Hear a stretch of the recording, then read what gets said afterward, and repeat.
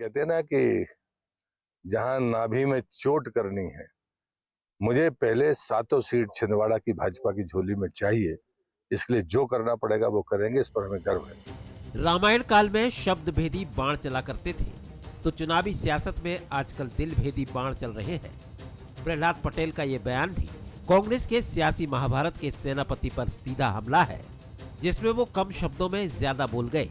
चुनाव और छिंदवाड़ा के बहाने कमलनाथ पर बीजेपी अनलिमिटेड प्रहार कर रही है। सिवनी भी जाएंगे, बालाघाट भी जाएंगे, सागर भी जाएंगे, जबलपुर भी जाएंगे, मंडला भी जाएंगे, आगे मुंगावली से लेकर मध्य भारत में भी जाएंगे, पूरे राज्य में जाएंगे। लेकिन कहते हैं ना कि जहां नाभि में चोट करनी है, मुझे पहले सातों सीट छिंदवाड़ा की भाजपा की झोली में चाहिए। इसलिए जो करना पड़ेगा वो करेंगे, इस पर हमें गर्व है। प्रहलाद ने छिंदवाड़ा से तीर छोड़ा तो सीएम शिवराज ने भोपाल से तोप चलाई। उन्होंने उज्जैन में हुई तथाकथित तंत्र क्रिया को लेकर नाथ को निशाने पर लिया। कांग्रेस के नेता अब शमशान घाटों में तांत्रिक क्रियाएं करवा रहे हैं। क्या गजब है, कांग्रेस यहाँ तक पहुँच गई। राजनीति इस स्तर पर नहीं पहुँचनी चाहिए कि खुलेआम समाचार आ रहे हैं कि फोटोएं रखी जा रही है और तांत्रिक पूजाएं हो रही है, शमशान घाट में बैठे हुए हैं। कमलनाथ मध्य प्रदेश में कांग्रेस का चेहरा है, तो छिंदवाड़ा मॉडल कांग्रेस के सियासी विजन का महत्वपूर्ण हिस्सा। ऐसे में विरोधी सेनापति पर हमला सियासी समीकरण का अंग है। बीजेपी के हमलों को कांग्रेस आने वाले चुनाव में मिलने जा रही हार की खींच बता रही है। कमलनाथ जी ने कहा क्या कि मैं पूजा करा रहा हूँ। अपने आप कहीं किसी की फोटो लगा दी, किसी का पोस्टर लगा दिया, कहीं कुछ कर लिया। देखिए, ये बौखलाहट है, खिसियाहट है, और ये कहीं ना कहीं इस बात की स्वीकृति है कि अब राजनीतिक जमीन उनके पांव के नीचे से खिसक चुकी है। बीजेपी की नेशनल और स्टेट लीडरशिप कमलनाथ पर हमले की रणनीति बनाकर आगे बढ़ रही है। चुनावी युद्ध में बीजेपी की ये नीति कितनी कारगर होगी? क्या ये प्रदेश की सत्ता और छिंदवाड़ा का किला फतेह करने की उसकी ख्वाहिश को पूरा कर पाएगी?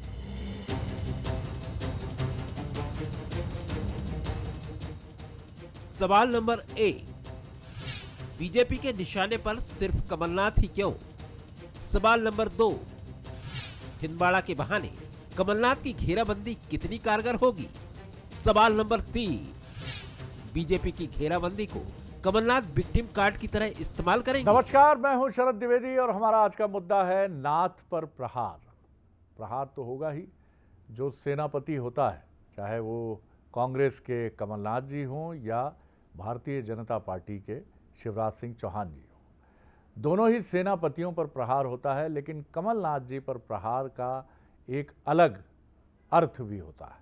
अर्थ इसलिए होता है कि बीते करीब करीब 2 दशकों में मध्य प्रदेश में उस कांग्रेस को, जिसकी शक्ति कभी कम नहीं थी, लेकिन कई कारण थे, उनमें जाने की समय ज़रूरत नहीं है, लेकिन उस कांग्रेस को जो शक्ति संपन्न होते हुए भी लक्ष्य की तरफ नहीं जा पा रही थी, उस कांग्रेस को लक्ष्य की तरफ ले जाने में कमलनाथ 2018 में कामयाब हुए और 2023 के रण में भी वो पूरी मजबूती से बीजेपी को टक्कर देते हुए अपनी सेना के साथ खड़े हैं। और यही बात भारतीय जनता पार्टी समझती है कि ये सेना नायक अगर नहीं होता तो बीजेपी और कांग्रेस का अंतर बहुत बड़ा होता। और यही वजह है कि कमलनाथ जी पर तमाम हमले, तमाम प्रहार होते रहते हैं, जैसे बीजेपी में शिवराज जी पर होते हैं, क्योंकि बिल्कुल यही कहानी बीजेपी में शिवराज जी के लिए है। जितने हमले, जितनी चीज़ें, क्योंकि माइनस कर दीजिए शिवराज जी को तो बीजेपी के लिए भी चुनौती बढ़ जाती है। हालांकि गैलेक्सी ऑफ लीडरशिप बीजेपी के पास है और ये बीजेपी में माना भी जाता है कि कांग्रेस की तुलना में हमारे यहाँ नेतृत्व बहुत अधिक है। बहरहाल ये तो एक अलग विषय हुआ। लेकिन कमलनाथ जी पर यह प्रहार और छिंदवाड़ा क्यों केंद्र बिंदु है? क्या गुना में जिस तरह किला ध्वस्त किया था कांग्रेस का बीते चुनाव में, लोकसभा की मैं बात कर रहा हूं, क्या उसी तरह बीजेपी ये मान रही है कि छिंदवाड़ा पर भी एक धक्का लगाने की जरूरत है? जो 40,000 तक आ गया है अंतर जीत हार का कांग्रेस और बीजेपी का, उसको इस बार पाटा भी जा सकता है और इसका असर विधानसभा सीटों पर भी पड़ेगा। तमाम चीज़ें हैं। पांडुरना ज़िला बन जाता है, घेराबंदी तगड़ी होती चली जाती है और पूरी कोशिश होती है कि कांग्रेस के सेनापति को घेर लिया जाए। कितनी कारगर कोशिश, कितनी कामयाब कोशिश वक्त बताएगा, लेकिन आज हमारा बहस का मसला यही है। और इस बहस में जो भाग ले रहे हैं मेहमान हमारे, उनसे मुलाकात कर लीजिए। डॉक्टर हितेश वाजपेयी हैं, प्रवक्ता हैं प्रदेश स्तरीय और पूर्व अध्यक्ष हैं नागरिक आपूर्ति निगम। बहुत स्वागत है और बहुत इस्तकबाल और बहुत स्वागत। लंबे समय बाद ये जोड़ी आपके सामने है। सैयद जाफ़र साहब हैं, कांग्रेस के महामंत्री हैं और वक्तृत्व कला के धनी हैं, डॉक्टर हितेश वाजपेयी के अनुज हैं। और दोनों की जोड़ी बड़ा कमाल करती रही है साहब। और मैं व्यक्तिगत तौर पर मुझे बड़ा आनंद है कि आज लंबे समय बाद ये साझेदारी चल रही है। जिस तरह समय आप क्रिकेट पे देख रहे होंगे बांग्लादेश और भारत का मैच। हमारे साथ जय नागड़ा जी हैं, वरिष्ठ पत्रकार और राजनीतिक विश्लेषक, उनका बहुत स्वागत है। निशांत बिसेन पहले जुड़ रहे हैं हमारे साथ, ब्यूरो हेड महाकौशल। निशांत, एक बहुत छोटी टिप्पणी आपकी, फिर मैं बातचीत की तरफ लौटूंगा। आप किस तरह देखते हैं, छिंदवाड़ा आपने काफ़ी नापा है, आपकी मेल मुलाकात भी लगातार वहाँ दिग्गज नेताओं से कांग्रेस बीजेपी के होती रही है, क्या सूरत हाल है और क्या घेराबंदी करने की ये जो कोशिश है ये कुछ असर भी दिखा सकती है छिंदवाड़ा में, महाकौशल में? जी बिल्कुल, कांग्रेस को शुरू से ही इस बात का भान यहाँ पर रहा है कि छिंदवाड़ा में एक खास रणनीति के साथ बीजेपी यहाँ पर जमावट करेगी। इसका संकेत हमें 25 मार्च को ही मिल चुका था, जब यहाँ से शंखनाद अमित शाह ने किया था। अमित शाह जी ने यहाँ से उद्घोष किया था अपने पूरे कैंपेन का। और जिस तरीके से पिछले कुछ दिनों में हालात यहाँ पर बने हैं, तो तू डाल डाल में बात बात वाली बात यहाँ पर हो रही है। एक तरफ पूरा जो शिफ्ट है वो कमलनाथ जी से उस फोकस को शिफ्ट करके नकुल जी पर ला दिया गया है। और एक जिस तरीके से हम नैरेटिव देख रहे हैं वो ये सेट किया जा रहा है यहाँ पर कि ये अब नकुल जी का छिंदवाड़ा है। यानी पूरे तरीके से यहाँ पर जो अगुवाई कर रहे हैं वो नकुलनाथ कर रहे हैं। और यही वजह है कि उन्होंने 3 अक्टूबर को पहले कमलनाथ जी के टिकट के बारे में वहां से घोषणा की। उसके बाद 3 जो अपने प्रत्याशी हैं, पांढुर्ना में, अमरवाड़ा में और परासिया में, इन तीनों प्रत्याशियों का ऐलान भी नकुलनाथ ने किया। यानी साफ ये हो गया कि नकुलनाथ यहाँ पर प्रहलाद पटेल जी क्यों घेराबंदी के लिए, प्रहलाद पटेल जी क्यों? बिल्कुल, प्रहलाद पटेल महाकौशल का एक चमकदार चेहरा है, शाइनिंग फेस है। वो मध्य प्रदेश की राजनीति का और नरसिंहपुर पास के ही जिले से आते हैं, यहाँ से उनका प्रभाव रहा है। वो सिवनी से सांसद रहे हैं, वो बालाघाट से सांसद रहे हैं, जबलपुर उनका एक अलग तरीके से गढ़ है। तो मुझे लगता है कि सबसे मुफीद चेहरा है जो कॉम्पीट कर सकते हैं छिंदवाड़ा में। उन्होंने 2004 में खुद छिंदवाड़ा से इलेक्शन भी लड़ा है और बहुत कम मार्जिन से वो हारे थे। तो बिल्कुल लड़ाका की तरह इस समय जो पूरे भाव हैं प्रहलाद जी के वो हैं। और आज उन्होंने जिस तरीके से कहा है कि 7 सीटें उन्हें जीतना है, हर हाल में जीतना है, बिल्कुल, यही भाषा कांग्रेस भी बोल रही है, यही भाषा अब बीजेपी की प्रहलाद जी बोल रहे हैं। यानी बहुत ही तेज लड़ाई होने वाली है शरद यहाँ पर, और कोई किसी से कम नहीं है। बिल्कुल बिल्कुल निशांत, तो अब हम कह सकते हैं कि छिंदवाड़ा में अब लड़ाई भारतीय जनता पार्टी की जूनियर नाथ यानी नकुलनाथ जी से होगी। चलिए, बहुत शुक्रिया आपका। मेहमानों की तरफ मैं लौटता हूं। एक एक रिएक्शन, सबसे पहले डॉक्टर हितेश वाजपेयी, फिर छिंदवाड़ा से ही आने वाले और कमलनाथ जी और उनकी सियासत को बहुत करीब से देखने समझने वाले कांग्रेस के इस युवा नेता से हम बात करेंगे। डॉक्टर हितेश वाजपेयी जी, बहुत बहुत धन्यवाद शरद जी। सबसे पहले जफर भाई का मैं भी स्वागत करूंगा, क्योंकि जफर भाई को मैं शिकारपुर का अहमद पटेल स्नेह से बोलता हूं क्योंकि उनकी लॉयल्टी वाकई में, हाँ साहब, उनकी लॉयल्टी उनके साथ हमेशा रही है जी, और इंशाल्लाह बनी रहे जी। तो ये हमारा भी दुआ है जी। और देखिए, लगाया और फोन आ गया उनको जी वहीं से जी, तो अच्छी बात है जी। और दूसरी बात जो बहुत महत्वपूर्ण है, मैं आपके नाथ पर प्रहार जो टॉपिक है उसको मैं राजनीतिक प्रहार करना चाहूँगा। बिल्कुल सही कहा आपने, बहुत शुक्रिया। बहुत हिंसक हो जाता है। जी हाँ, बहुत शुक्रिया। तो हमारी कोई रुचि इस प्रकार का तांत्रिक प्रहार करने की नहीं है, लोकतांत्रिक प्रहार की तो अभी कांग्रेस में तांत्रिक प्रहार का दौर चल रहा है। पता नहीं कौन उनकी तस्वीर रखकर, क्योंकि रागिनी जी ने बता दिया है कि उनने नहीं कराया है, तो मतलब उन पर कराया जा रहा है किसी के द्वारा। तो कांग्रेस में अभी तांत्रिक प्रहारों का दौर है, नवदुर्गा का दौर है। तामसिक शक्तियां भी जो सात्विक रूप से देवी को नहीं मना पाती हैं, तो कभी कभी तामसिक तरीके से वे चाहती हैं कि उनका जो अभीष्ट विषय हो पूरा हो। तीसरी बात जो बहुत महत्वपूर्ण है, हमने बहुत स्ट्रैटेजिकली और छिंदवाड़ा और उसके आसपास के क्षेत्र को देखा हुआ है शरद जी, और ये बात सच है कि हम सातों विधानसभा और लोकसभा को लेकर गंभीर हैं। और इसीलिए बिल्कुल ठीक कहा निशान ने कि प्रहलाद पटेल जी जैसे व्यक्तित्व वहाँ की बागडोर संभालेंगे। और हम विधानसभा भी बंटी साहू जी आप मान के चलिए कि उनको बहुत कड़ी टक्कर देने वाले हैं और अच्छे मार्जिन से वो जीतने की ताकत रखते हैं। ओबीसी नेता हैं वहाँ के, और ओबीसी के लिए तो विशेष प्रेम नाथ साहब का रहा है, तो वो बात भी वहाँ पर सामने निकल कर आएगी। और अंतिम बात यह है शरद जी कि देखिए, मैं उस परिप्रेक्ष्य में तो नहीं बोलता, लेकिन हाँ ये बात सच है कि कमलनाथ जी का दौर अब चूंकि राजनीतिक दौर समापन की ओर है, हम ऐसा कह सकते हैं। उन्होंने एक लंबी पारी मध्य प्रदेश और देश की राजनीति में खेली है, जिसमें बहुत समय वो अजय भी रहे हैं। पर हाँ, अब वो बात नकुल जी में नहीं है, ये हम सब लोग जानते हैं। तो स्वाभाविक है कि अब वहाँ पे सत्ता परिवर्तन जो है, अब जैसे शिकारपुर है वहाँ, वो छिंदवाड़ा जिले से ही बाहर आ गया है, अब वो पांडुरना का हिस्सा हो गया है। तो छिंदवाड़ा की परंपराएं अब पांडुरना में लागू हो पाएंगी, इसकी मुझे नहीं लगता कि कोई स्थान रहेगा। और हमने बहुत सड़कें बनाई हैं वहाँ पर, उसको कनेक्ट किया है, बिजली से कनेक्ट किया है और चिकित्सा सुविधाओं से कनेक्ट किया है। तो स्वाभाविक है कि इन सब विकास के रास्तों से चलकर हम भारतीय जनता पार्टी का परचम सातों विधानसभाओं में संकल्पबद्ध होकर फहराएंगे। तो सबसे बड़ा सवाल यही है कि क्या करीब करीब 40-45 साल बाद वो रास्ता जो मंजिल मकसूद की तरफ जाता है छिंदवाड़ा में, क्या भारतीय जनता पार्टी उसको तलाश पाएगी? डॉक्टर हितेश वाजपेयी बीजेपी की तरफ से बहुत आशान्वित हैं और उनका कहना है कि अब हम, क्योंकि कमलनाथ जी के चलते वो बहुत ताकतवर किला है, लेकिन अब हमें उम्मीद है कि नकुल नाथ जी उसका कितना सामना करेंगे, तो हम ज़्यादा उम्मीद से देख रहे हैं। सैयद जाफर साहब, एक टिप्पणी आपकी, फिर मैं जय नागला जी की तरफ चलूँगा। तो नाथ जी पर, कमलनाथ जी पर लोकतांत्रिक प्रहार या राजनीतिक प्रहार है? बिल्कुल ठीक कहा डॉक्टर हितेश वाजपेयी ने।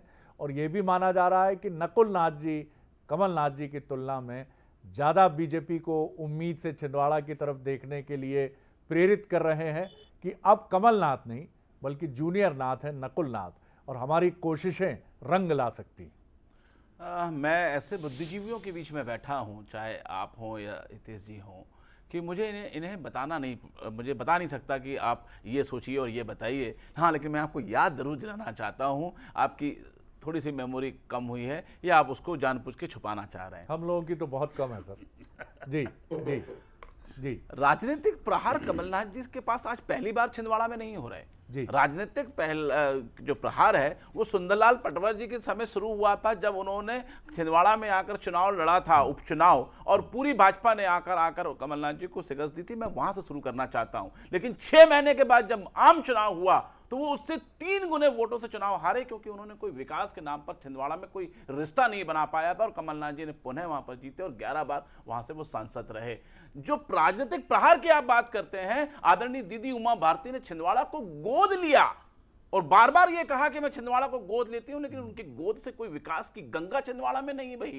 ये जो आप राजनीतिक प्रहार की बात करते हैं आदरणीय प्रहलाद पटेल जी की, और ये कहते हैं कि हम कुछ भी करेंगे, इनका कुछ भी करने का जो पूरा तरीका है वो छिंदवाड़ा जनता की आम जनता जानती है। जब ये और इनके भाई ने आकर छिंदवाड़ा में चुनाव लड़ा था और आतंक का माहौल जो बनाया था और लोगों को पीटा था और कांग्रेस कार्यकर्ताओं को मारा था, जिसका जवाब 2004 ये आरोप गलत है। मुझे बोलने दीजिए। आपके पास कोई तथ्य हो तो बताइए। तथ्य है, रिपोर्ट है। अरे रिपोर्ट है सर, छिंदवाड़ा में कौन सी एफआईआर बताइए, नंबर बताइए। अरे अभी बताऊं क्या आपको? अभी तो अरे भाई आप इतना बड़ा आरोप लगा रहे हैं, हमारे प्रत्याशी है वो, एक प्रत्याशी पर बताइए धारा नंबर, एफआईआर नंबर बताइए। शरद जी, उनके भाई ने चुनाव आयोग की आचार संहिता लगी हुई है, ये गलत आरोप है। एफआईआर नंबर बताएंगे तो मैं मानूंगा कि छिंदवाड़ा में इस वजह से लगी है। मुझे बोलने दीजिए। नहीं, आप आपके पास जो भी प्रमाण है, अगर है तो आप मेरे खिलाफ आ जाए, आप मेरा समय भी ले लीजिएगा। तो मुझे बोलने ये भेज देंगे आपको डॉक्टर वाजपेयी, अगर इनके पास कोई प्रमाण, कोई FIR है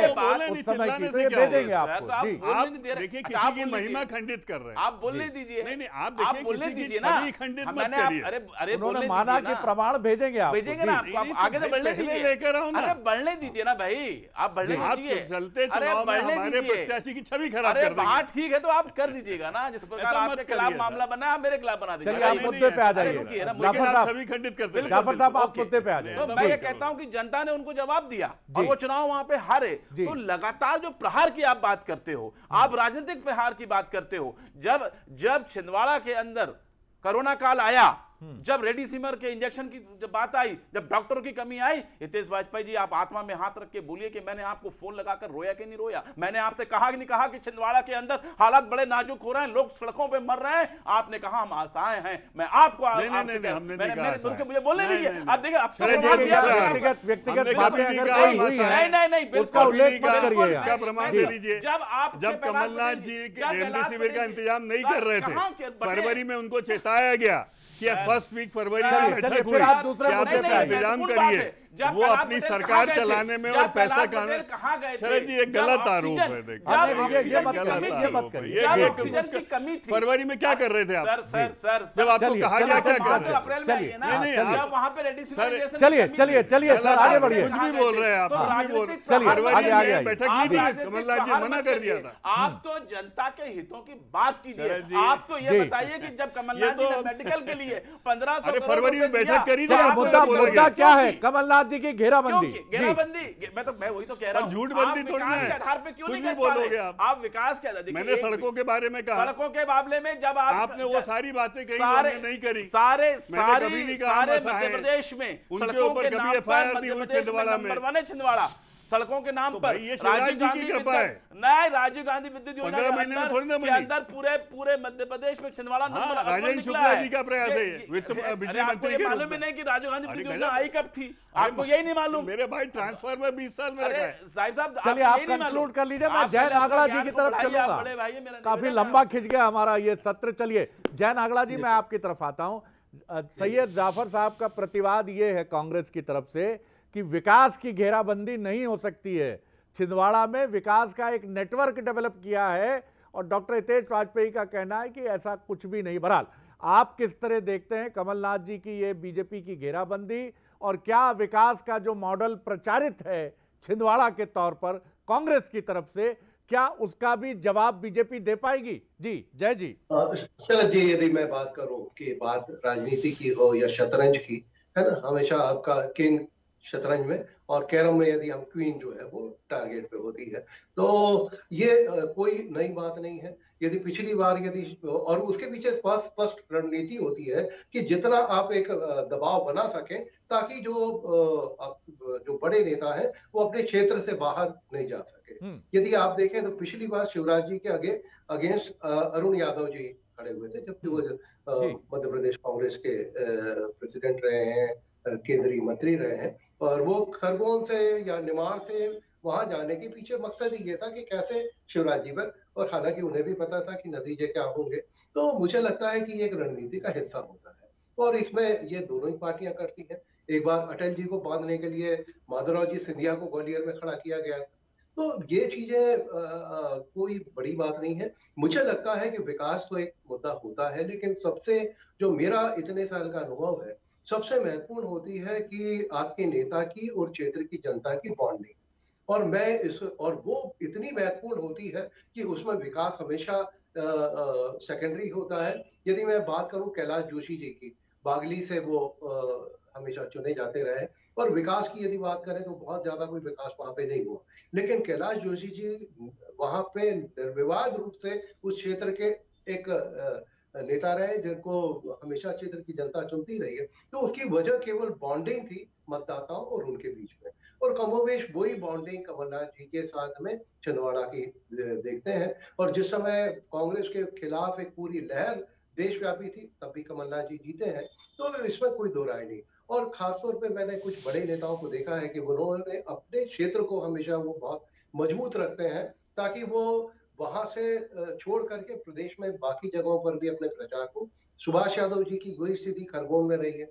ये बात सही है कि जब जो नई पीढ़ी आती है, जैसे अरुण यादव जी आए या सचिन जी आए, तो एक समय लगेगा, क्योंकि वो एक लंबी संघर्ष के बाद उन्होंने वो मुकाम हासिल किया है, लोगों के साथ में अपना विश्वास हासिल किया है। और ये स्थिति आप जयवर्धन जी के साथ में होगी, दिग्विजय सिंह जी का जो बॉन्डिंग है वो एक अलग तरह का है, कमलनाथ जी और नकुलनाथ जी के साथ भी जो होगी, और ये किसी भी नेता के साथ। बिल्कुल, तो आप मानते हैं कि राघवगढ़ में भी जो बना साहब उतरे हैं और जयवर्धन जी के साथ जिनकी टक्कर है, वहां भी आपके इस दावे की पुष्टि हो जाएगी कि local bonding is much more important, या दूसरे रणनीतिक मुद्दे और डेवलपमेंट? हालांकि छिंदवाड़ा के लिए तो ये दावा बारंबार आता है कि वो देश की टॉप 10 कॉन्स्टिट्यूंसीज में से एक है, लोकसभा की बात करें तो 10 जो है, और ये मीडिया की रैंकिंग में भी रहा है कि वो बहुत बेहतर है। रिंग रोड का जाल है वहाँ, 6 केंद्रीय विद्यालय हैं, तमाम चीज़ें, फ्लाईओवर्स भी बने हुए हैं,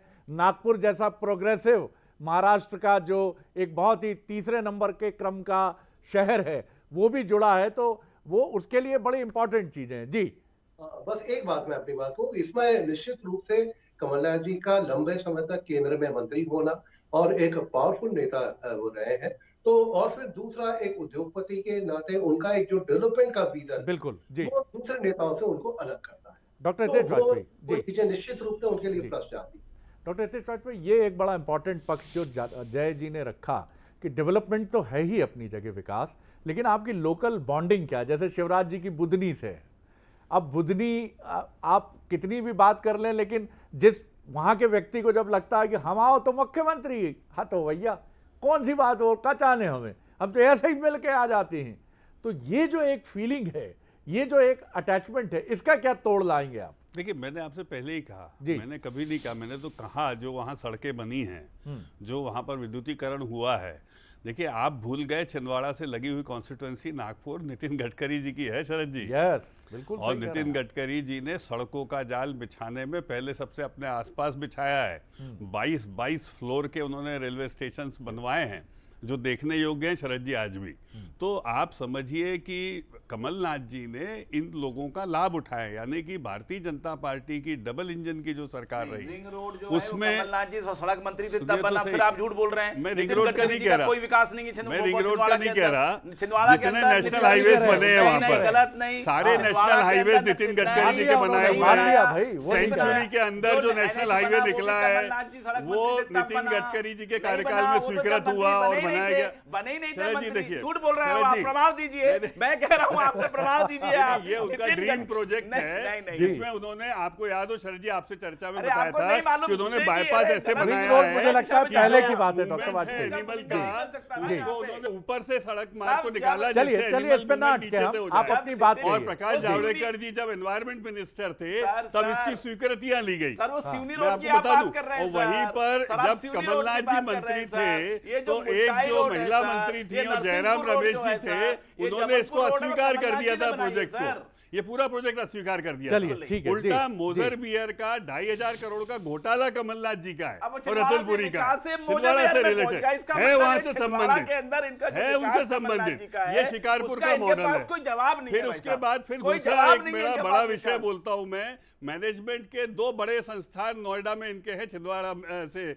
आप सोचिए एक भी छिंदवाड़ा में नहीं खोला, तो छिंदवाड़ा में हनुमान जी दिखाते हैं और विकास के मॉडल और इनके जो जिसको कैपिटलिस्ट मॉडल बोलते हैं, ये सब इनके बाहर हैं। तो कभी भी कमलनाथ जी ने अपनी निजी पूंजी नहीं लगाई छिंदवाड़ा में, वो सब बाहर परिष्कृत करते रहे। तो विकास का काम जो उनको करना चाहिए वो उन्होंने नहीं किया। जी जाफर साहब। सर, छिंदवाड़ा में मध्य प्रदेश के सबसे ज्यादा नवोदय विद्यालय, जो सेंट्रल स्कूल केंद्रीय विद्यालय है, वो छिंदवाड़ा में कब स्वीकृत हुए?